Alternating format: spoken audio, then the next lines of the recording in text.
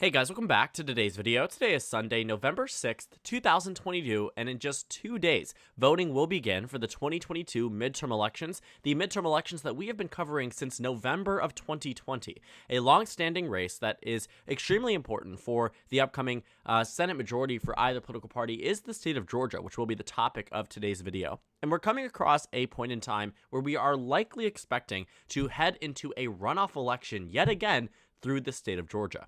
This is a Forbes article written just a few days ago talking about how a runoff is likely in the Georgia governor's race, as Walker and Warnock remain nearly tied. And this is entirely accurate. When you take a look at the data that has been released across the state of Georgia, there has been, practically speaking, a statistical tie between the candidates. The average here is Herschel Walker being up by 0.4%, which is well within the margin of error of every single one of these polls. In addition to that, the numbers that we have seen are ones that we can take away and conclude that the race is a complete and total toss-up. Personally, I think the Democrats are going to win the state of Georgia, but I do not think they win that in the outright election. I do believe that we will be heading off into a runoff election, and practically all signs are indicating as such. To give you a bit more of context as to why a runoff election is even possible in the state of Georgia, it goes back to a law that was instituted and implemented over a century ago. It was a law that allowed voters, but more so, made it so the runoff election would occur if there was no candidate reaching 50% of the vote, meaning that there would be a requirement that one candidate would reach more than 50% of the vote, ultimately reaching an outright majority. Now, the history behind the law is rooted in racism. It was during the time frame at which we were looking at white candidates splitting the vote across a number of white candidates versus black candidates actually running just one individual black candidate across some of these states. Specifically in the state of Georgia, where this law really was implemented, you would find in some cases that you would have a black candidate receiving 33% of the vote, and then the remaining white candidates really being split 15, 16, 20, 25%, and then ultimately in Congress or wherever it might be, there would be a black representative versus a white representative. So the law really comes into play about what the history was about that, in which the state legislature changed the rules of the election so that way the top two vote getters would get off into a runoff election, assuming nobody reached 50%. So by the time you reach the runoff election, there would be a combined more white vote share for one specific candidate that would ultimately trounce the black candidate in these races. And that was the entire history behind the Georgia runoff elections. It's a very, different type of framing of the runoff system, one that we are not used to today. The implementation of it now is just simply, we look at it from a purely political lens of Democrats and Republicans being unable to reach 50%, but the intent and the history behind it is a lot more serious, a lot more dangerous, and quite frankly disappointing, to say the least, across the United States. But now that you have a bit more understanding about how the system works, essentially if no candidate gets 50% of the vote on election day, you head into a runoff election. And that's what we are going to start seeing happen across Georgia probably for the next 10 years, unless the law is amended. The thing is, we have a competitive state here, which means that it is very difficult for either side of the aisle to reach 50% of the vote unless they have a stellar candidate.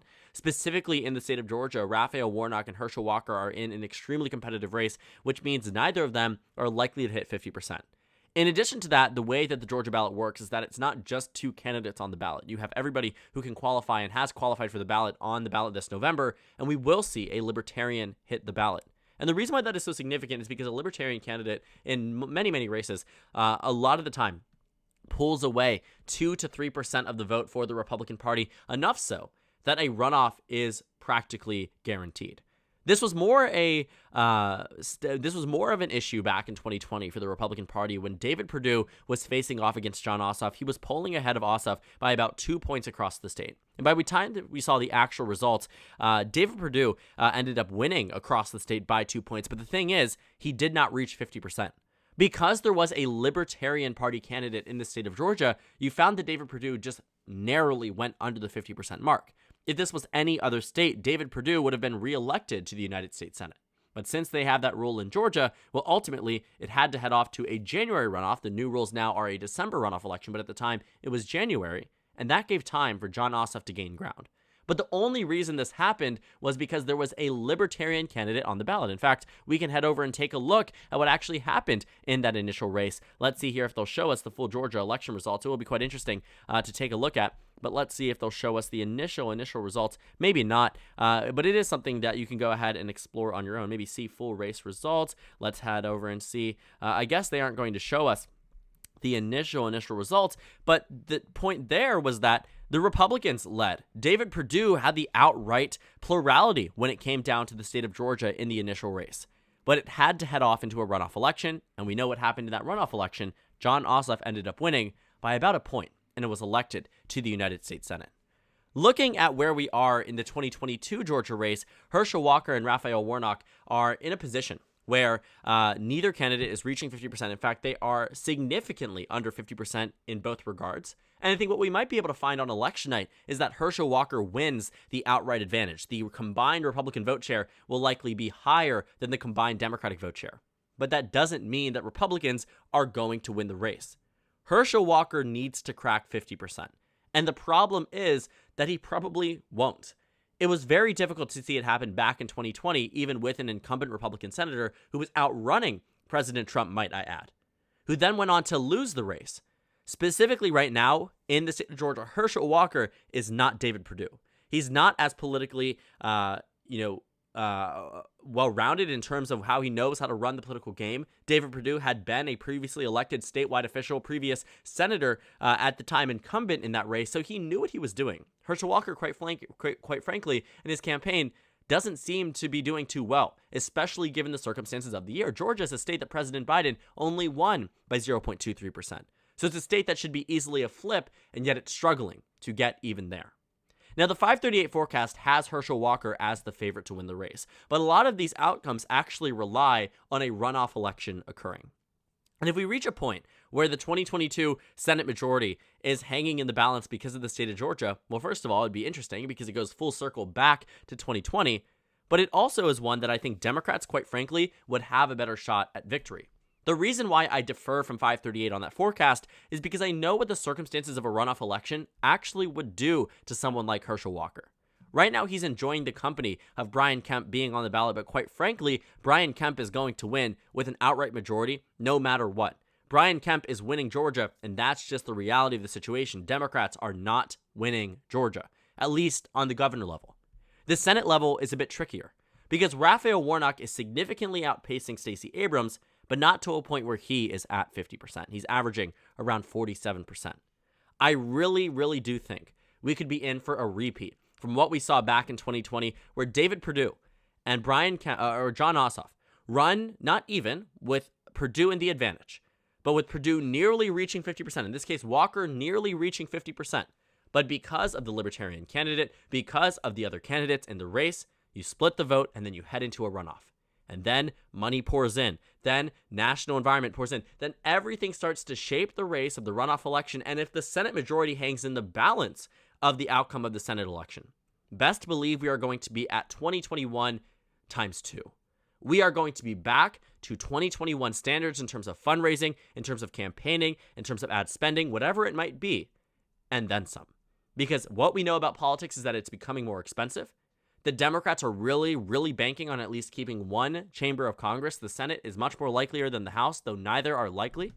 And looking at where we are, it is absolutely a winnable race, which means Democrats have a realistic and fighting chance within this state. In fact, I still believe they are the favorites, assuming it goes to a runoff election. But this runoff election, I also think, will be very much clouded, depending on what happens in our current Senate races. The reason why I say that is because if we're working in an environment where the Senate odds are at balance, I think the Democrats have a fighting chance. But if Democrats already lose control of the Senate, the energy will still be on the Republican Party side. They will already have an electoral mandate to go into the runoff election and say, look, we kept Pennsylvania, we kept North Carolina, Wisconsin, Ohio, these swing states. We won Nevada, now give us Georgia. Now give us an extra seat to oppose the Biden agenda. And in many ways, they will still very much campaign on that, assuming that they hold on to enough seats that Georgia could still give them the majority. But looking at what the messaging would be on the Democratic side, should they lose an additional seat, there wouldn't be much. Oh, keep it to 49-51, add in an extra senator to oppose the Republican agenda. I know some people may not necessarily agree with me on this front, but if the Senate majority isn't at stake, then Democrats won't have as much to fight for. Republicans, on the other hand, have the president, have the incumbent House to fight for. They have a lot to go against. And even if they win both chambers, it still calls into question opposing the incumbent president. It's not as if a trifecta will occur, just more so a do-nothing administration that will be throttled by a Republican-controlled Congress. The same way Trump was after 2018, the same way Obama was after 2010. It's the way politics works, but I don't think Democrats have as much of a convincing argument to drive up turnout in Georgia unless the Senate odds were on the line. Does that mean I think that Georgia will automatically go red should Republicans win control of the Senate in 2 days from now? No. But what I do think is that by the time we reach that election, there won't be as much enthusiasm or much purpose for Democrats to heavily focus in on Georgia, because the way to explain it to the average voter will not come across as easy. I can see where the analyst perspective would come in. We're thinking ahead to 2024, 2026. Georgia needs to be blue to offset losses in the future, whatever it might be, X, Y, and Z. But at the same time, a Senate majority is something much more hardly fought, which means Democrats would go a lot harder for a Senate majority than just one Senate seat, especially if there is that electoral mandate on the Republican side. If Republicans pick up 30 seats in the House, flip numerous governorships, and flip a Senate seat, they have the American public on their side. What's to say a state that voted for Biden by less than half a point wouldn't join the ranks? Because this is assuming that other states that voted for Biden by larger margins than this would be flipping as well. Just something to think about. Looking at the betting odds for the state of Georgia, it is clear that the voters, or at least those who are on this website, expect the Republicans to win. They expect the Republicans to win the Georgia Senate election, and that simply is it. But I will say, personally, I would caution against assuming that Republicans are going to have the outright victory. I do not believe either candidate will reach over 50% on election night unless there is a severe and significant polling error, ones that we did not see in 2016, did not see in 2018, did not see in 2020, because looking at the Georgia polls for the past 3 elections, they've been nearly spot on. In 2016, they were off by less than a point. In 2018, they were off by less than a point. In 2020, they were off by less than a point. And then in the runoff elections, they were also off by less than a point. Point being, of all the states to trust polling data, Georgia is absolutely one of them. And if it's telling us that both candidates are below 50%, I would 1000% trust that. We've already seen a runoff election happen, even with incumbent candidates, even with non-incumbent candidates, whatever it might be, we have seen it happen. And to assume that a similar thing might not happen this time around is just to be naive.